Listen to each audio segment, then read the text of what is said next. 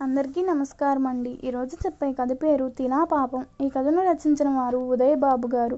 ఇంక కథలోకి వెళ్తే సరిగ్గా సాయంత్రం 6 గంటలయ్యింది. అంతవరకు వేరే దారి లేక కనిపించిన పరిచయస్తులందరితోనూ ఇంటి సంగతుల నుంచి రాజకీయాల వరకు అన్నీ మాట్లాడుకుంటున్న వాళ్ళమంతా ఒక్కసారిగా అలర్ట్ అయ్యాము. స్పాట్ వాల్యుయేషన్ 2వ రోజు. కొత్తగా వచ్చిన విద్యాశాఖ అధికారి గారు పరమ స్ట్రిక్ట్ అని చెప్పుకుంటున్నారు అంతా. అది నిజమే అన్నట్టు తన చేతుల్లోని తాళం చెవి అనే వజ్రాయుధంతో ఎంతోమంది మేధావుల్ని నిలువరించిన ఇంద్రుడిలా వచ్చిన గేట్ వాచ్మెన్ను చూస్తూనే కొందరు హడావుడిగాళ్ళు పక్కకు జరగండి, అతనికి దారి ఇవ్వండి అనడంతో నేను పక్కకి జరుగుతూనే గేట్ వైపు నడిచాను. అప్పటికే స్టార్ట్ చేసిన బైక్ హార్న్తో ఆ ప్రదేశం మారుమోగిపోయింది. ఇంకెన్ని పేపర్లు ఇచ్చారో నడుస్తూనే అడుగుతున్న ఒక ఆమెకి మరో ఆమె సరిగ్గా అందరికీ 40 పేపర్లు ఇచ్చే ఈడే మా చీఫ్, మిగతావి వాడే దిద్దుకుంటాడట పిసినారోడు. సరే పద పద అంటూ ముందుకు సాగింది. నేను నవ్వు ఆపుకుంటూ గేటు బయటకు వచ్చాను. వస్తారా మాస్టర్, కాంప్లెక్స్లో దింపేస్తాను అడిగాడు రామచంద్రం, అతనితో పరిచయస్తుడు. సరే అని అతని బైక్ ఎక్కాను. కాంప్లెక్స్లో ఇసుక వేస్తే రాలనంత జనం. నేను ఎక్కవలసిన బస్సు నిండా జనమే. రండి మాస్టారు, మీకోసమే స్వీట్ ఉంచాను అన్నాడు భగవాన్. ఇతను మరో పరిచయస్తుడు. బ్రతుకు జీవుడా అనుకుని జనాన్ని తోసుకుంటూ మళ్ళీ వెళ్ళి సీట్లో కూలబడ్డాను. కృతజ్ఞతలు బాబు అన్నాను మృదయపూర్వకంగా. భగవాన్ ఒట్టి వాగుడుకాయ్. అతని సందడితో ప్రయాణం తేలికగా జరిగి ఇంటికి వచ్చాను. రేపు ఎన్నికల పోలింగ్ అనగా ఈ రాత్రి అన్ని రాజకీయ పార్టీల వారు అందించిన బహుమతులతో గుండెల నిండా సంబరం నింపుకున్న సదరు ఓటరు అలా చింపిరి చాటంత ముఖంతో ఎదురొచ్చింది. నా భార్య వసుంధర. కాళ్ళు కడుక్కొని కుర్చీలో వాలాను. ఏదో సంతోషకర వార్త నాతో తక్షణం పంచుకోవాలన్న ఉత్సుకత ఆమెలో కనిపిస్తుంది. ఏమిటోయ్ అన్న ఆనందంగా ఉన్నావు అని అడిగాను. మీరు నన్ను తిట్టను అని మాట ఇవ్వండి ముందు అంది వేడివేడి కాఫీ నా చేతుల్లో పెట్టి. మీరు నన్ను తిట్టడానికి వీలు లేదు. తిడితే ఊరుకోను నేను. మీ వల్ల ఒక సాయం కావాలి అంది. ఖచ్చితంగా మీ వల్లే అవుతుంది. ముందు వెట్టు వేయండి అని తనే తన ఎడమ చేతితో తన కుడి చేతి అరిచేతుల్లో బలం పట్టుకుంది. సరే తిట్టనులే, ఏమిటో చెప్పు అన్నాను. అదే చెయ్యి అలాగా పట్టుకుని నన్ను బెడ్రూమ్లోకి తీసుకువెళ్ళింది.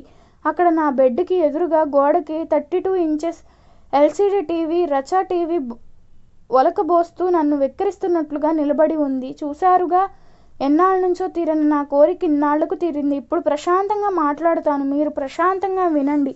మీ చేతుల్లో ఉన్న చిన్న సాయం చేయండి నా చాలు అంది నన్ను హాల్లో కుర్చీలో కూలేసి. నెమ్మదిగా నొప్పులుగా ఉన్న నా పాదాలు ఒత్తసాగింది.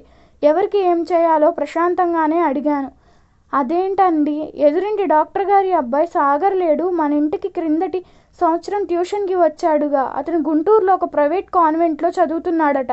ఈసారి ఆ కాన్వెంట్ వాళ్ళ సైన్స్ పేపర్లు మీరు దిద్దుతున్న సెంటర్కే వచ్చాయట. మీరు బయాలజీ పేపర్లేగా దిద్దుతారు. ఆ గుంటూరు కాన్వెంట్ ప్రిన్సిపల్ గారు, డాక్టర్ గారు ఇందాక స్వయంగా మన ఇంటికి వచ్చారు.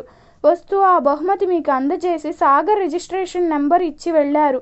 మీరు మీ ఫ్రెండ్స్ అందరికీ ఇచ్చి ఆ నెంబర్ ఉన్న పేపర్ వస్తే మంచి మార్కులు వేయమనండి. సాగర్ని ఇంటర్ బైపీసీలో చేర్పించుకుని తరువాత తనలాగే MBBSలో చేర్పించుకుంటారట. తప్పక మీ ఆయనతో చెప్పి ఈ సాయం చెయ్యండి. గతంలో నేను అన్న మాటలు పట్టించుకోవద్దని చెప్పండి.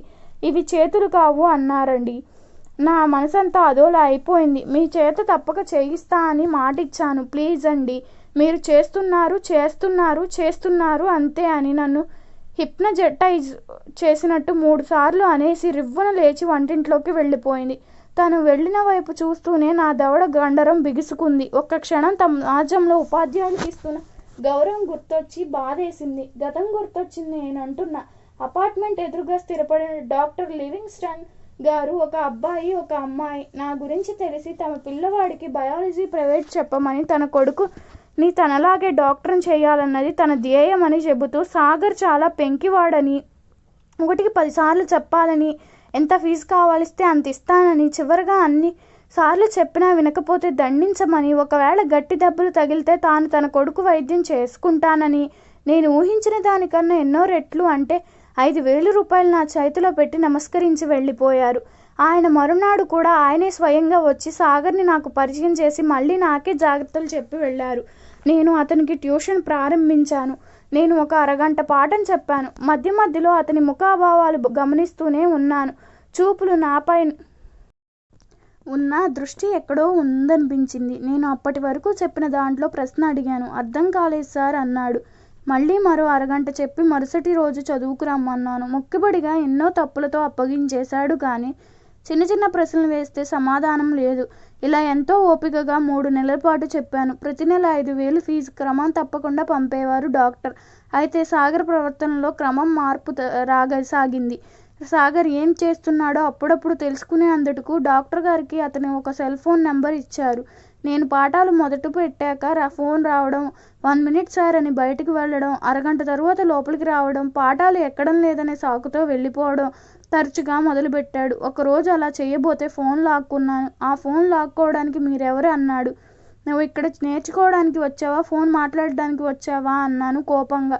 మీరు డబ్బు కోసం నాకు ఇష్టం లేకపోయినా పాఠాలు చెబుతున్నారు. ఆయన ఇస్తాడు, మధ్యలో ఈ తలనొప్పి నాకా అన్నాడు. అయితే వెళ్ళిపో, ఇంకెప్పుడు రాకు అన్నాను మరింత కోపంగా. ఫోన్ ఇవ్వండి వెళ్తాను అన్నాడు. మీరు సంగతి మీ ఫాదర్తో మాట్లాడి ఇస్తాను, వెళ్ళు, ఆయనను తీసుకురా. అంతలో ఫోన్ మోగింది. అనిత అనే నేమ్ డిస్ప్లేలో కనబడింది. నేను ఊహించినంత వేగంగా వచ్చి ఫోన్ లాక్కోబోయాడు సాగర్. ఒక్క తోపు తోశాను. నాలా కలబడ్డాడు. నాకు పిచ్చకోపం వచ్చేసింది. యు ఆర్ రాస్కెల్ అని అందుబాటులో ఉన్న చెక్క స్కేల్తో మోచేతుల మీద మోకాళ్ళ మీద కొట్టాను. స్కేల్ విరిగిపోయింది. ఆ అదునుతో ఫోన్ తీసుకుని తన టెక్స్ట్ బుక్ విసిరి పడేసి మా నాన్నతోనే వస్తాను అనేసి వెళ్ళిపోయాడు. ఆ మరునాడు డాక్టర్ నాకు ఫోన్ చేశారు. ఏంటి సార్, భయం చెప్పమంటే అలా కొట్టేశారు. రాత్రి వాడికి 105 డిగ్రీల జ్వరం వచ్చింది. పిల్లవాడికి ఏమైనా జరిగితే ఎవరిది బాధ్యత తీవ్రంగా అన్నాడు. నేను జరిగిందంతా చెప్పాను. అయినా సరే పిల్లవాడు తప్పు చేస్తే క్షమాగుణం ఉండాలి. మీరు ఉపాధ్యాయులు. పిల్లవాడిని రేపటి నుంచి రాడు. నేను మంచివాడిని కాబట్టి మీ మీద పోలీస్ కేసులు పెట్టకుండా వదిలేస్తున్నా అని ఫోన్ పెట్టేశాడు. ఆ సాయంత్రమే ఆయన 3 నెలలుగా ఇచ్చిన 15,000 ఫీజు డాక్టర్ గారికి అందేలా ఏర్పాటు చేశాను. డబ్బైతే కుదరదని ఇప్పుడు వస్తువుతో వచ్చి అదే వసుంధర ద్వారా నన్ను సాధించే ప్రయత్నం అన్నమాట. నేను కాదంటే ఇప్పుడు పెద్ద సీన్ చేయడానికి వెనుకాడని మనస్తత్వం వసుంధరది. ఆయన సాగర్ రాసిన పేపర్ మా దగ్గరికి రావాలిగా అనుకున్నాను. మరుసటి రోజు మొదలైంది నాకు వసుంధరతో నస. వెళ్ళబోతుంటే చెప్పింది. సాయంత్రం వస్తూనే అడిగింది. ఇక గతి లేక అందరూ ఇంచుమించు నా స్నేహితులు కావడంతో అందరికీ సాగర్ నెంబర్ ఇచ్చి సాధ్యమైనంత సాయం చేయమన్నాను. 5వ రోజున ఆ పేపర్ నా ముందు చీప్ దగ్గర పేపర్లు దిద్దుతున్న చైతన్యరాజ్ దగ్గరకు వచ్చిందట. ఆ సాయంత్రం బయటికి వస్తూ చాలా థ్యాంక్స్ గురు, మంచి సమయానికి మంచి సహాయం చేశావు అన్నాడు. అదేంటి అన్నాను. బిట్ పేపర్ 2 బిట్లు రాసి మెయిన్కు 2 ఖాళీ అడ్మిషన్లతో కట్టి వదిలేశాడు. మొత్తం అన్ని నేనే ఆన్సర్ వేసేసి 40 మార్కులు వేశాను. 10,000 ఇచ్చారు. నేను చేయనన్న అనుమానంతో అటు నుంచి నరుక్కొచ్చారన్నమాట అనుకున్నాను. మళ్ళీ అటువంటి సంఘటన నా ఉపాధ్యాయ జీవితంలో పునరావృతం కాలేదు. ఆ తర్వాత 2 ఏళ్లకే ప్రభుత్వం బార్ కోడింగ్ విధానం మొదలుపెట్టింది. సుమారు 17 సంవత్సరాల తర్వాత నేను తిరిగి అదే వారికి ఒక 3 సంవత్సరాలు మాత్రమే సర్వీస్ ఉండగా ఉపాధ్యాయునిగా బదిలీ అయ్యాను. స్టాఫ్ అందరూ కుర్రవాళ్ళు, హుషారుగా వారి వారి బాధ్యత చక్కగా నిర్వర్తించేవారు. దోరికరాని మొదటి 3 రోజుల్లోనే అర్థమైంది నాకు. నేను చేరిన 4వ రోజున ఆ ముందు 3 రోజులు సెలవు పెట్టి ఆఫీస్ సబార్డినేట్ నాగరాజు డ్యూటీలో చేరడానికి వచ్చాడు. వస్తూనే, సార్ మీరు ఈ పాఠశాలలో ఇదివరకు పనిచేశారట కదా సార్, అందరూ మీ గురించి చెప్పారు సార్. నా పేరు నాగరాజు సార్. నాకు భార్యకు బ్రెయిన్లో ట్యూమర్ ఉంది సార్. నాకు 2 మగపిల్లలు సార్. 5వ తరగతి 7వ తరగతి చదువుతున్నారు సార్. అందుకే సెలవు పెట్టాను సార్. మన్నించండి సార్, తమరు వచ్చేసరికి నేను డ్యూటీలో లేను అన్నాడు నమస్కరిస్తూ. పర్వాలేదులే, సంతకం పెట్టు అన్నాను. పెట్టలేను సార్, నేను గుడ్డివాడిని అని స్టాఫ్ ఎవరూ చెప్పలేదా సార్ అన్నాడు. అటెండర్ ఏడి అంటే సెలవు పెట్టాడు అన్నారే గాని ఎవరు ఏమీ చెప్పలేదయ్యా అన్నాను. నేను స్ట్రిక్ట్ అని గమనించి అతని పని కూడా వాళ్లే షేర్ చేసుకున్నారన్నమాట. నాకు అనుమానం వచ్చింది. నువ్వు స్కూల్లో ఏం పని చేయగలవని పోస్ట్ ఇచ్చారయ్యా అడిగాను. మీరు ఏ పని చెప్పినా చేస్తానయ్యా. చెప్పి చూడండి. మరొక మాట సార్, నేను పుట్టుకతో గుడ్డివాడిని కాను సార్. నా దురదృష్టం అంతే సార్. హాజరు పట్టీలు తరగతి గదిలో ఇచ్చి వస్తానయ్యా అని నా సమాధానం కోసం ఎదురు చూడకుండా హాజరు పట్టీలు ఉన్న ర్యాక్ దగ్గరకు వెళ్ళి వాటిని తీసుకుని చేతులతో ఎన్నో చాకచక్యంగా నడుచుకుంటూ వెళ్ళిపోయాడు. ఆ తరువాత అన్ని పనుల్లోనూ తనకు తాను తలలో నాలుకలు అయిపోయాడు. ఏ ఫైల్ తీసి ఇమ్మన్నా ఆ ఫైల్ను అక్షరాలను చేతిలో స్పృశించి అదే ఫైల్ నాకు తీసిచ్చేవాడు. 7వ తరగతి చదువుకున్న పెద్ద కొడుకు ఉదయమే తండ్రితో నా ఇంటికి వచ్చి స్కూల్ తాళాలు తీసుకుని అతనిని స్కూల్ దగ్గర దింపి వెళ్ళిపోయేవాడు.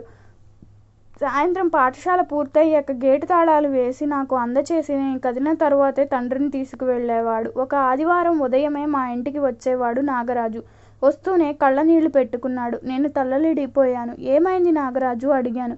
వసుంధర మా అమ్మాయి గారింటికి వెళ్ళింది. అది నా అదృష్టం. మా శ్రీమతి 3 నెలల కన్నా ఒక నెల బతకదట సార్. ఇక ఒక 25,000 సర్దగలరా సార్? ప్రతి నెల జీతంలో తీసుకోండి సార్. మళ్ళీ ఏదో పరీక్ష చేయాలట సార్. Please sir. నా కాళ్ళు పట్టుకోబోయాడు. అలా తప్పకుండా. నువ్వు ఏమీ అనుకోనంటే ఒక మాట అడగవచ్చా అన్నాను. మీరేం అడుగుతారో నాకు తెలుసు సార్. నేను పుట్టి గుడ్డివాడిని కాదు సార్. నేను ఇవాళే పుట్టి పెరిగాను సార్. 10వ తరగతి వరకు బాగా చదువుకుని స్కూల్ ఫస్ట్ వచ్చాను సార్. వేసవి సెలవుల్లో కంప్యూటర్ కోర్సుల్లో చేరాను సార్.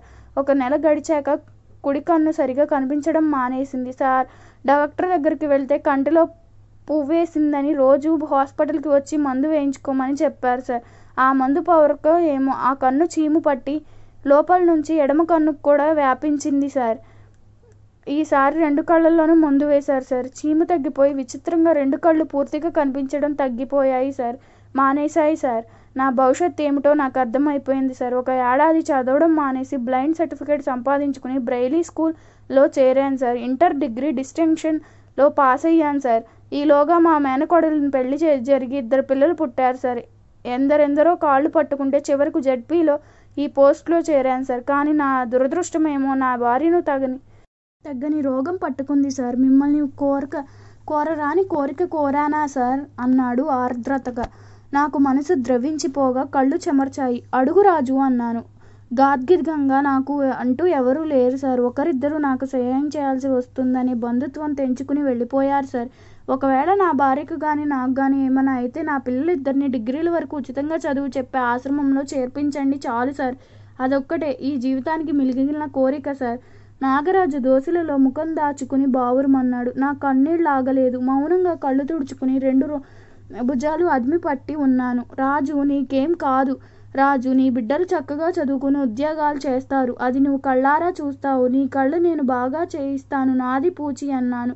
నాగరాజు విరక్తిగా నవ్వాడు. లేదు సార్. వాడు చేసిన ట్రీట్మెంట్కు కళ్ళలో సున్నితమైన నరాలన్నీ ఏనాడో చచ్చిపోయాయట సార్. ఇక నాకు కళ్ళు వచ్చే అవకాశం లేదు సార్. ఈ డబ్బున్న ఎదవలు ఎందుకు చదివారో తెలియదు. మా లాంటి వాళ్ళ ప్రాణాలు తీయడానికే. వాడు డబ్బు పిచాచి. డాక్టర్ అనుకుంటే వాడి కొడుకును కూడా డాక్టర్ని చేసి ఊరి మీదకి వదిలాడు సార్. వాళ్ళని అనుకుని ఏం లాభం సార్. మా కర్మలిక కాలగా అనవసరంగా ఏదేదో చెప్పి మీ మనసు పాడు చేశాను సార్. నన్ను మన్నించండి సార్ ప్లీజ్. ఈసారి నాగరాజు నా కాళ్ళ మీద వాలిపోయాడు. I'm very very Nagaraju. Sorry very Nagaraju. ఆ భగవంతుడు నిన్ను చల్లగా కాపాడుతాడు. నీకు నేను తోడుంటాను. నీ పిల్లలకు బాసటగా ఉంటానని మాటిస్తున్నాను. ఉండు, డబ్బు తెస్తాను అని నాగరాజును పైకి లేపి కుర్చీలో కూర్చోబెట్టి మంచీళ్ళు ఇచ్చాను. అతను అడిగిన 25,000 ఇచ్చాను. మీ వంటి మంచి ఉపాధ్యాయులు ఇప్పటికీ ఉన్నారు కాబట్టే మంచి విద్యార్థులు తయారవుతున్నారు. అందరి వారి అదృష్టం. ఇది నా దురదృష్టం సార్ అన్నాడు. డబ్బు జాగ్రత్తగా చేతి సంచిలో పెట్టుకుంటూ. అలా అనుకోవద్దన్నానా? అది సరే గాని నిన్ను ఈ దురదశకు తీసుకొచ్చిన డాక్టర్ గారి పేరు వెళ్ళబోతూ నాగరాజుని అడిగాను. ఉన్నాడులేండి డాక్టర్ సాగర్ అని, అక్షరం ముక్కరాని నిష్ఠదరిద్రుడు. ఆడు డాక్టర్ ఏంటి బాబు? వీడు పరీక్షకు కూర్చుంచాడు. ఆడి బాబు డబ్బిచ్చి పాస్ చేయించాడు. ఎవడి ఉసురు పోసుకుని ఎప్పుడో పోతాడు. నాగరాజు చెప్పిస్తూ వెళ్ళిపోయాడు. అవాక్కైన ఎంత పని జరిగిందయ్యా నీ వ్యధవుకు నేను కారుకున్నే రాజు. అంతులేని బాధంతో పశ్చాత్తాపపడుతూ కళ్ళు మూసుకున్నాను. ఈ కథ మీకు నచ్చినట్లయితే నా ఛానల్ను సబ్స్క్రైబ్ చేసుకోండి. అలాగే మీ అభిప్రాయాన్ని కామెంట్ రూపంలో తెలపండి. ధన్యవాదములు.